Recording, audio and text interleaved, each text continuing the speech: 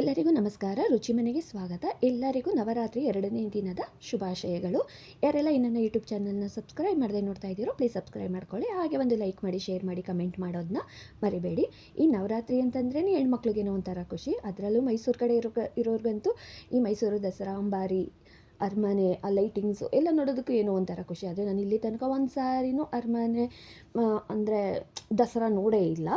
ಅದು ಯಾವಾಗ ನಾವು ಹೋಗ್ತೀವೋ ಅಂತ ನನಗೂ ಗೊತ್ತಿಲ್ಲ. ಒಟ್ಟು ಒಂದು ಸಾರಿನೂ ನಾನು ದಸರಾ ನೋಡೇ ಇಲ್ಲ ಇಲ್ಲಿ ತನಕ. ಮೈಸೂರು ದಸರಾಕ್ಕೆ ನಾವು ಹೋಗೇ ಇಲ್ಲ ಒಂದು ಸಾರಿನೂ. ಯಾವತ್ತಾದರೂ ಒಂದು ಸಾರಿ ಆದರೂ ಹೋಗ್ತೀವಿ ಅಂತ ಅಂದ್ಕೊಂಡಿದ್ದೀವಿ. ಯಾವಾಗ ಏನು ಅಂತ ಗೊತ್ತಿಲ್ಲ, ನೋಡಬೇಕು ಯಾವಾಗ ಅಂತ ಹೇಳಿ. ಆದರೆ ಮನೆಯಲ್ಲೇ ನಾವು ಮೊದಲಿಂದನೂ ನಾವು ಯಾವ ಥರ ಪೂಜೆ ಮಾಡ್ಕೊಬಂದಿದ್ದೀವೋ ಅದೇ ಥರ ಪೂಜೆ ಮಾಡ್ತೀವಿ. ಮೊದಲೆಲ್ಲ ಅಮ್ಮ ಬರೀ ಹೊಸ್ಲು ಪೂಜೆ ಮಾಡಿಸ್ತಾ ಇದ್ದರು. ನಾವು ಅಷ್ಟು ಮಾತ್ರ ಮಾಡಿ ದೇವ್ರ ಕೈ ಮುಕ್ಕೊಂಡು ಮಾಮೂಲಿಯಾಗಿ ಪೂಜೆ ಮಾಡ್ತಾಯಿದ್ವಿ. ಆದರೆ ನಾವು ಇಲ್ಲಿ ಇವಾಗ ಒಂದು 10 ವರ್ಷದಿಂದ ನವರಾತ್ರಿ ಅಂತಂದರೆ ಬರೀ ಕಳಶ ಇಟ್ಟು, ಅಂದರೆ ಅಖಂಡ ದೀಪ ಎಲ್ಲ ಹಚ್ಚೋದಿಲ್ಲ. ಮಾಮೂಲಿ ನಾವು ಹೇಗೆ ಪೂಜೆ ಮಾಡ್ತೀವೋ ಹಾಗೆ ಪೂಜೆ ಮಾಡಿ ನವರಾತ್ರಿಗೆ 2ನೇ ದಿನ ಬ್ರಹ್ಮಚಾರಿಣಿನ ಪೂಜಿಸ್ತೀವಿ. ಇವತ್ತಿನ ದಿವಸ ನಾವು ಬೆಲ್ಲದನ್ನ ಆಗಲಿ, ಇಲ್ಲ ಅಂತ ಅಂದರೆ ಬೆಲ್ಲದ ಪಾಯಸ ಆಗಲಿ, ಏನಾದರೂ ಬೆಲ್ಲದಲ್ಲಿ ನಾವು ಸೀನ ಮಾಡಿಡ್ಬೋದು. ಇಲ್ಲಾಂದರೆ ಪಂಚಾಮೃತ ಆದರೂ ಮಾಡಿಡ್ಬೋದು. ನನಗೆ ಹೇಗೆ ಪೂಜೆ ಮಾಡೋಕ್ಕೆ ಬರುತ್ತೋ ಅಷ್ಟೇ ನಾನು ಮಾಡೋದು. ಬೇರೆ ಥರ ಎಲ್ಲ ನನಗೆ ಗೊತ್ತಿಲ್ಲದೆ ಇರೋದೆಲ್ಲ ನಾನು ಮಾಡೋದಕ್ಕೆ ಹೋಗಲ್ಲ. ನನಗೆ ಬರೋ ಥರ ಮಾತ್ರ ನನಗೆ ಎಷ್ಟು ಗೊತ್ತಿರುತ್ತೋ, ಹೇಗೆ ಗೊತ್ತಿರುತ್ತೋ ಹಾಗೆ ನಾನು ಪೂಜೆ ಮಾತ್ರ. ನಾವು ಬೆಳಗ್ಗೆನೇ ಪೂಜೆ ಮಾಡಿದ್ರೆ 4:15 5:00ವರೆಗೆ ಬ್ರಾಹ್ಮಿ ಮುಹೂರ್ತದಲ್ಲಿ, ಅವಾಗ ಯಾವ ಟೈಮಿಂಗ್ಸು ನೋಡೋಂಗೇ ಇಲ್ಲ. ಬೆಳಗ್ಗೆನೇ ನಾವು 4:30 5:00 ಒಳಗಡೆ ಪೂಜೆ ಮಾಡ್ಬೋದು. ಇನ್ನು ಅದು ಆಗಿಲ್ಲ ಅಂತಂದರೆ ನಾವು 7 ಗಂಟೆ ಮೇಲೆ 9 ಗಂಟೆ ಒಳಗಡೆ ಯಾವಾಗ ಬೇಕಾದರೂ ನಾವು ಪೂಜೆ ಮಾಡ್ಬೋದು ಈ ನವರಾತ್ರಿಯಲ್ಲಿ. ಇಲ್ಲ ಅಂತ ಅಂದರೆ ಸಂಜೆ ಟೈಮ್, ಗೋಧೂಳಿ ಟೈಮಲ್ಲಂತೂ ಮುಸ್ಸಂಜೆ ಪೂಜೆ ಮಾಡಿದ್ರೆ ತುಂಬಾ ಒಳ್ಳೆಯದು.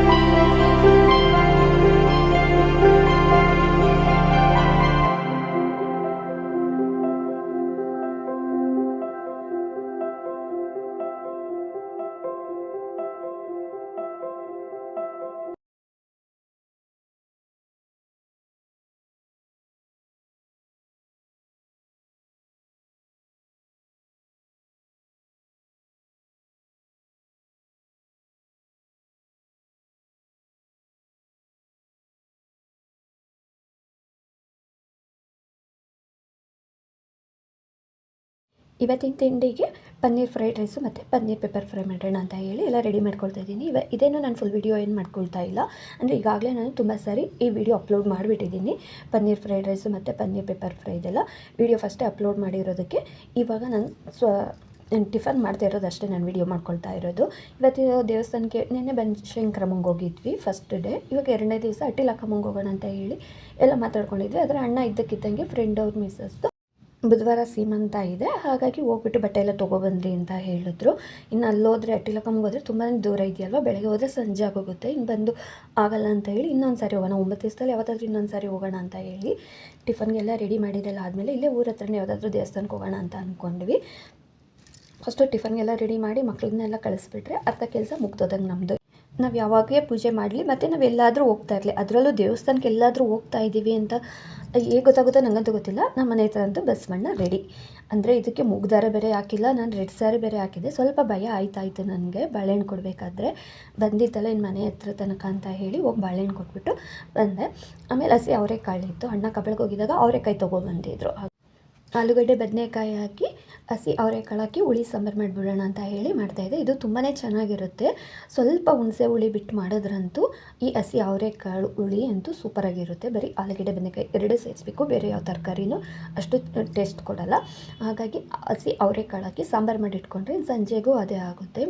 ಇನ್ನು ನಾವು ದೇವಸ್ಥಾನ ಅಂತ ಹೋಗಿ ಹೊರಗಡೆ ಇನ್ನು ಸೀರೆ ಬೇರೆ ತೊಗೊಬರಕ್ಕೆ ಹೋಗಬೇಕಾಗಿತ್ತು. ಅಣ್ಣನೇ ಕರ್ಕೊಂಡು ಹೋಗ್ತೀನಿ ಅಂತ ಹೇಳಿದ್ರು, ಗಾಂಧಿ ಬಜಾರ್ಗೆ ಹೋಗೋಣ, ಅಲ್ಲೇ ತೊಗೊಂಬರೋಣ ಅಂತ ಹೇಳಿದರು. ನಾವು ಸರಿ ಅಂತ ಹೇಳ್ಕೊಂಡಿದ್ವಿ. ಆದರೆ ಅಣ್ಣಂಗೆ ಯಾವುದೋ ಒಂದು ಫೋನ್ ಕಾಲ್ ಬಂತು, ಹಾಗಾಗಿ ನೀವೇ ಹೊರಟು ಬಿಡ್ರಿ, ನಾನು ಬರೋದಕ್ಕಾಗಲ್ಲ ಅಂತ ಹೇಳಿದ್ರು. ಇನ್ನು ಸರಿ ಅಂತ ಹೇಳಿ ಅದಕ್ಕೇನು ನಾವೇ ಬಂದ್ವಿ. ಮೆಟ್ರೋಗೆ ಹೋಗ್ಬೇಕಾದ್ರೆ ಹಾಗೆ ದೇವಸ್ಥಾನಕ್ಕೆ ಬಂದು ಇಲ್ಲಿ ಕೈ ಮುಕ್ಕೊಂಡು, ಆದರೆ ದೇವಸ್ಥಾನಕ್ಕೆ ಹೋಗಿಲ್ಲ ಅಂದರೆ ಏನೋ ಒಂಥರ. ಈ 9 ದಿನ ಆದರೂ ನಾವು ಕಂಟಿನ್ಯೂಸ್ ಆಗಿ ದೇವಸ್ಥಾನಕ್ಕೆ ಹೋಗಬೇಕು ಅಂತ ಅಂದ್ಕೊಂಡಿದ್ವಿ.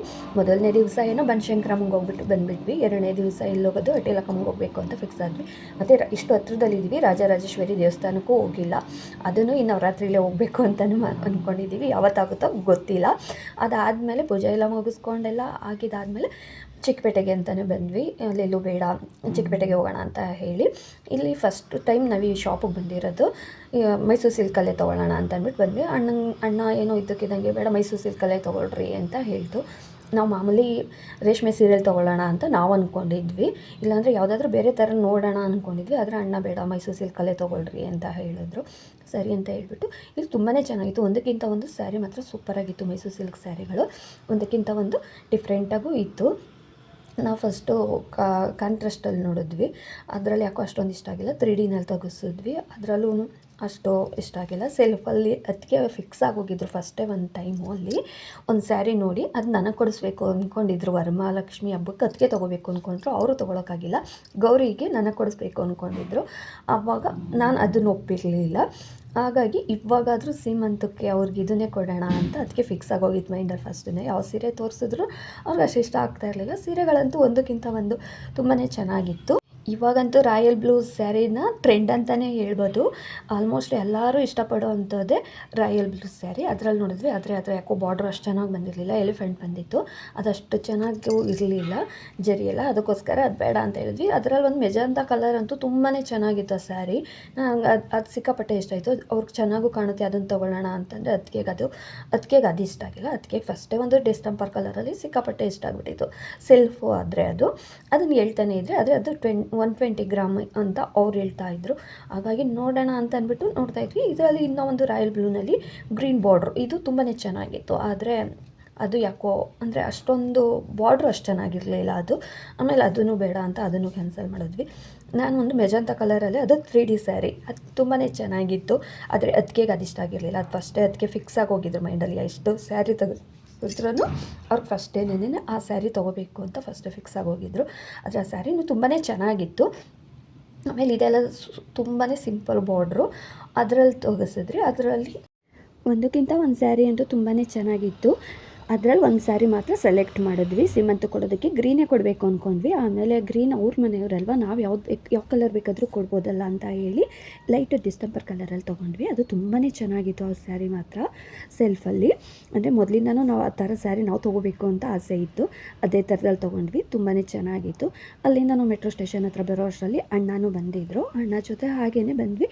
ಇನ್ನು ಹೊಟ್ಟೆ ಬೇರೆ ಹಶ್ವಾಗ್ತಾ ಇತ್ತು. ಊಟ ಟೈಮು ಆಗೋಗಿತ್ತು 3 ಗಂಟೆ. ಅಂದರೆ ನಾವು ಹೋಗಿದ್ದು ಸ್ವಲ್ಪ ಲೇಟೇ, ಬೇಗ ಹೋಗಿ ಬೇಗ ಬಂದಿದ್ದು ಮಾರ್ಕೆಟ್ಗೆ ಇದೆ ಫಸ್ಟು ಅಂತ ಅನಿಸುತ್ತೆ. ಆಮೇಲೆ ಅಣ್ಣನೇ 4th ಬ್ಲಾಕ್ ಹೋಗಿದ್ದಾಗ ಈ ಬನ್ನು ಅಲ್ಲಿ ಯಾವಾಗಲೂ ಅಲ್ಲಿ ಮಾತ್ರ ಸಿಗೋದು, ಜಯನಗರ 4th ಬ್ಲಾಕಲ್ಲಿ ಚೋಟ ಬನ್ನು. ಇಲ್ಲಿಗೆ ಇವತ್ತಿನ ವ್ಲಾಗ್ ಎಂಡ್ ಆಗುತ್ತಿದೆ. Thank you.